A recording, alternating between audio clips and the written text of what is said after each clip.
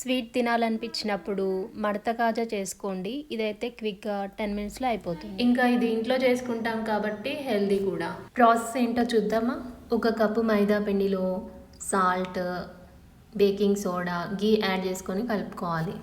ఈ పిండిలో వాటర్ని యాడ్ చేసుకొని మనం చపాతీ పిండిని ఎలా కలుపుతామో అలా కలుపుకోవాలి. ఇప్పుడు షుగర్ సిరప్ కోసం 1.5 కప్పు షుగర్ తీసుకొని అందులో వాటర్ని యాడ్ చేసుకోవాలి. షుగర్ సిరప్ని ఎక్కువసేపు బాయిల్ చేయొద్దు, జస్ట్ షుగర్ కరిగేంతసేపే ఉంచుకోవాలి. ఎక్కువసేపు బాయిల్ చేస్తే కాజాలు పర్ఫెక్ట్గా రావు.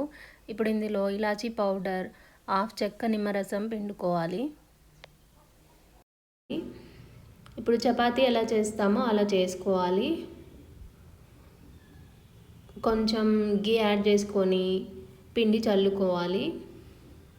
ఎందుకంటే ఇది ఇప్పుడు మనం రోల్ చేస్తున్నాం కాబట్టి అదంతా అతుక్కోకుండా ఇప్పుడు కట్ చేసుకోవాలి చాక్తో. వీటిని డీప్ ఫ్రై చేసుకోవాలి. డీప్ ఫ్రై చేసుకొని షుగర్ సిరప్లో వేసుకుంటే రెడీ అవుతుంది మడత కాజా. Thank you for watching. Please like, share, subscribe to my channel.